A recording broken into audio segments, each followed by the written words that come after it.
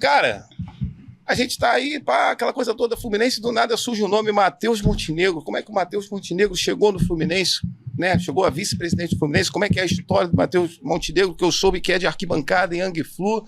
Teve disso tudo mesmo? Como é que é isso aí? Teve disso. Bom, a família, parte do meu pai é toda tricolor, né? E aí, mais jovem, assim, com a ajuda dos primos, eu comecei a ir a jogo muito cedo. Que ano? Olha, o que eu lembro, assim, eu sou de 86, né? Então eu lembro a partir de 93.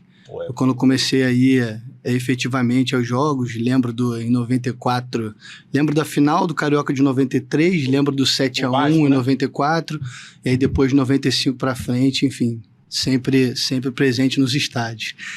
E nessa parte de torcida, assim, especificamente, eu lembro, cara, até é meio inacreditável falar isso pra galera mais nova que tá vendo, mas eu não lembro se em 96 ou 97 teve um Fluminense e Botafogo na Rua Bariri. E era até comum a gente ter clássicos assim lá. E aí, nesse jogo, o clima estava um pouco tenso. Imagina, na Rua Bariri, aquela cordinha de policiais separando as torcidas. Começou a ter ali um princípio de confusão e tal. E numa tentativa de invasão à torcida do Fluminense, e aí a Yang, enfim, separou ali, fez a defesa dos demais tricolores presentes. E aí, nesse dia, eu falei, bom, tem que ser parte dessa torcida que defende os demais torcedores. Então, e aí depois disso eu fui ao Meyer, a sede da Yang, até com meu primo, PH Magalhães, que deve estar aí assistindo. A gente foi lá em 97, aí em 97 fiz a carteirinha e ali passei a ser um admirador ali, frequentador da Yang. Mais à frente, assim, aí as coisas foram mudando. Ali no começo, nessa época ali, no meio da década de 90, eu morava no Grajaú. Depois eu mudei para Barra. Na Barra, assim, fim da década de 90 ainda tinha uma galera que saía de lá, da Yang, para os jogos. E aí, enfim, continuei a frequentar isso. Depois a galera da Barra foi parando um pouco de ir, Jacarepaguá foi crescendo. Eu passei aí aos jogos um pouco com a galera de Jacarepaguá, e tem, enfim, aquelas caravanas, né? Tudo que acontece nesse ambiente que é bem legal. Aí viajei para alguns jogos assim de ônibus. O mais emocionante é sempre o primeiro, né?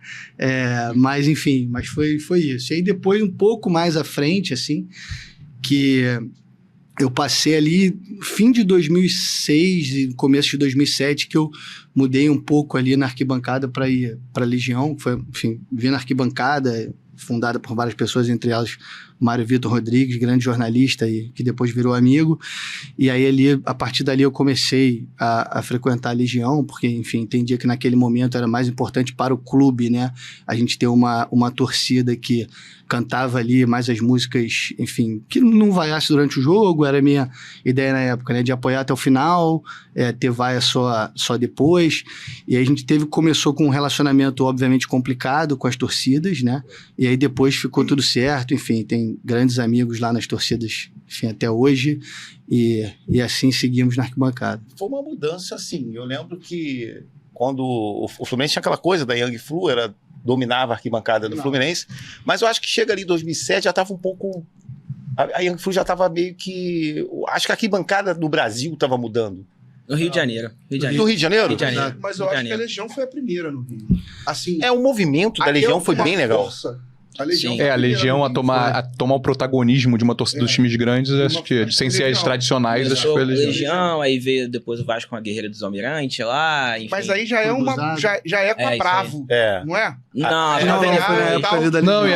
época da Legião. Não, e a GDA não... ganha protagonismo, porque a Força Jovem... a Força Jovem continua sendo... Muito tempo ainda. Aí ela tem o racha lá, aquela questão toda. Cara, mas ó... A GDA já toma mas isso na época de arquibancada é maneiro, porque você vê que tem reflexo até hoje na arquibancada. Você olha para a arquibancada de outros estados, ainda continua muito alguma pegada, às vezes, cantando mais música voltada para torcida, organizada e tal.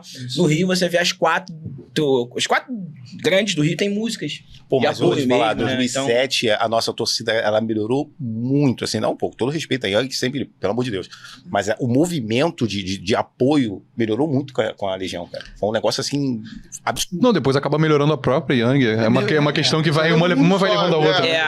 Fomentou na época, e aí, não sei se foi Tu pegou essa época ainda de Yang, núcleo de festa, que aí surge um pessoal que é voltado dentro da torcida organizada pra fazer festa. Exato, foi nessa época. Essa época era muito legal, que a gente fez várias coisas juntos. Eu lembro do núcleo de festa que você tinha o Digo e o Moretti. O Moretti até, não sei, ele era muito camarada na época hoje, mas como ele é muito crítico, hoje em dia não sei se ele ainda é meu camarada ou não, mas enfim, mas essa galera tocou ali bem o barco do núcleo de festa, foi bem legal o trabalho que a Yang fez naquela época. Foi, né? Foi o que precisava de uma certa união. O pessoal, obviamente, da torcida organizada ali que gostava também e carregava nas costas também a arquibancada com bandeira, com faixa, sabe? Que é um trabalho que, inclusive, é maneiro perguntar. Em caravana, tu metia a mão também, material lá? Botava a mão no trabalho sujo, de carregar bandeira, de carregar faixa? Então, na época da Yang, não. Até porque eu era bem mais novo, assim. Na época da Legião não tinha uma caravana tradicional como essa de torcida organizada, né?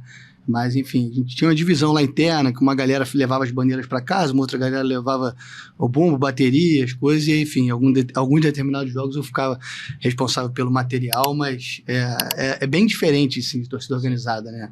Efetivamente, você tem a responsabilidade de carregar o material que ostenta ali o nome da torcida, enfim, é totalmente diferente da Legião e dos demais movimentos que se tem. E aí até, Matheus, ainda nesse tema, é importante citar, né, porque tu falou isso, desse coletivo, né? A Legião surge como um coletivo de torcedores, não necessariamente como uma torcida organizada, que tem núcleos para proteger material, para, enfim, defender território, enfim, de certa forma, mas pessoal, cada um fica com o seu material, enfim, e numa dessa, é importante citar, né? A gente tem o Scud, que, enfim, sofreu uma covardia danada numa dessas voltas de jogo, que coincidiu com o jogo, se não me engano, tinha jogo do Vasco no mesmo dia, enfim, o pessoal foi lá fazer uma covardia, o clube acompanha ainda o caso do Scud, tá?